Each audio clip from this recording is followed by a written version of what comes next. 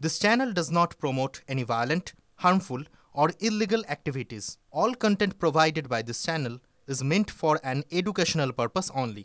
আদালতের অনুমতিতে আজ বর্ধমানের সাই মাঠে মোহন ভাগবতের সভা। রাজ্যের বিভিন্ন জেলা থেকে সংঘের সদস্যরা যোগ দেবেন সভায়। সভামঞ্চের সামনে 4টি অস্থায়ী টাওয়ার তৈরি করা হয়েছে। আর ঠিক কি কি ব্যবস্থাপনা রয়েছে সেখানে সমস্তটাই জানবো। আমাদের প্রতিনিধি মনতোষ আমাদের সঙ্গে রয়েছেন সরাসরি। মনতোষ, আজকে মোহন ভাগবতের সভা রয়েছে সেখানে, সেক্ষেত্রে বেশ কিছু নিয়মাবলী রয়েছে, কিছু নিয়ম বেঁধে দেওয়া হয়েছে, সব মিলে ব্যবস্থাপনা কি নজরে আসছে? UEM Jaipur is a perfect target for prospective students aspiring for good jobs, good education with future-ready skills. Just hello, check. দেখো, তোমায় জানাই যে 11টা নাগাদ, বেলা 11টা নাগাদ এখানে মোহন ভাগবত তিনি আসবেন, আরএসএস প্রধান এখানে সভা করবেন। এবং যেটা প্রথমে এখানে ঠিক করা হয়েছিল যে বিভিন্ন সাউন্ডের চোঙা লাগানো হয়েছিল, কিন্তু আদালতের নির্দেশের পরে সেই চোঙা খুলে ফেলা হয়েছে এবং 4টে টাওয়ার করা হচ্ছে। সেই টাওয়ারে সাউন্ডের বক্স লাগানো হয়েছে যাতে সাউন্ড খুব বেশি বাইরে না যায়, সাউন্ড নিয়ন্ত্রণ করা যায় সেই ব্যবস্থা করা হয়েছে। পাশাপাশি মঞ্চের কাজ শেষ, যারা আরএসএসের যারা স্বয়ংসেবক রয়েছেন তারা এখানে উপস্থিত হয়ে গেছেন। একটু পরে এখানে সেই মহড়ার কাজ শুরু হবে এবং যেটা শঙ্কর যারা এখানকার যারা স্বয়ংসেবক রয়েছেন তারা যেটা জানাচ্ছেন যে 11টা নাগাদ এখানে মোহন ভাগবত আসবেন, তারপর 1 ঘন্টা 15 মিনিট তিনি এখানে যারা সঙ্গের সদস্য থাকবেন তাদের উদ্দেশ্যে বার্তা দেবেন এবং সেই বার্তা শোনার জন্য তারা মুখিয়ে রয়েছেন এবং সংঘ প্রধান এখানে আসার জন্য তারা অধীর আগ্রহে অপেক্ষা করছেন। এবং তাদের যে মহড়ার কাজ, প্রাথমিক যে প্রস্তুতি, সেই প্রস্তুতি একটু পরেই শুরু হবে এই ময়দানে। একটু ক্লিয়ার হবো, অর্থাৎ যে সমস্ত নিয়ম বেঁধে দেওয়া হয়েছিল আদালতের তরফ থেকে সেগুলো সমস্তটাই মেনটেন করা হচ্ছে, তাই তো? দেখো, এখনো পর্যন্ত সেটাই চোখে পড়ছে যে বিশেষ করে যে সমস্যা ছিল যে সাউন্ডের সমস্যা, যেহেতু মাধ্যমিক পরীক্ষা চলছে যাতে সাউন্ড বেশি না হয়, বাইরে না যায়, সেই ব্যবস্থা করতে বলা হয়েছিল আদালতের পক্ষ থেকে। এবং যেটা আমরা দেখতে পাচ্ছি 4টে সাউন্ডের টাওয়ার করা হচ্ছে, সাউন্ডের বক্স লাগানো হয়েছে যাতে সাউন্ড খুব বেশি বাইরে না যায়, সেই ব্যবস্থা কিন্তু করা হয়েছে। এবং পুরোটাই যেটুকু আদালতের নির্দেশ ছিল সেই নির্দেশ অনুযায়ী যাতে পুরোটা করা যায় সেই ব্যবস্থাপনাই করা হচ্ছে। একবার তোমাকে রিকোয়েস্ট করবো একটু যদি ঘুরিয়ে দেখাও কি কি ব্যবস্থাপনা করা হয়েছে এবং তুমি যেগুলো বললে নিয়ম বেঁধেই সমস্তটা করা হচ্ছে, যদি একটু দেখাও ছবিটা। হরিওম হরিওম। দেখো, ঠিক আমার বাঁদিকেই রয়েছে মঞ্চ।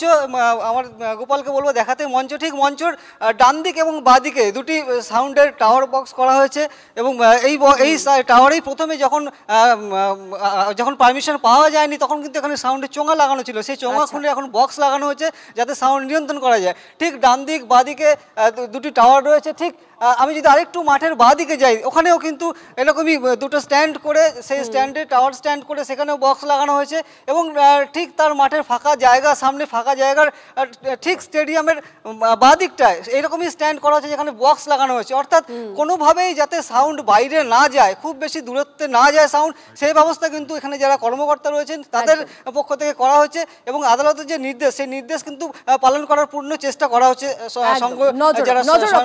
গোটা ছবিটার দিকে তোমার নজর থাক। অনেক ধন্যবাদ তোমায়।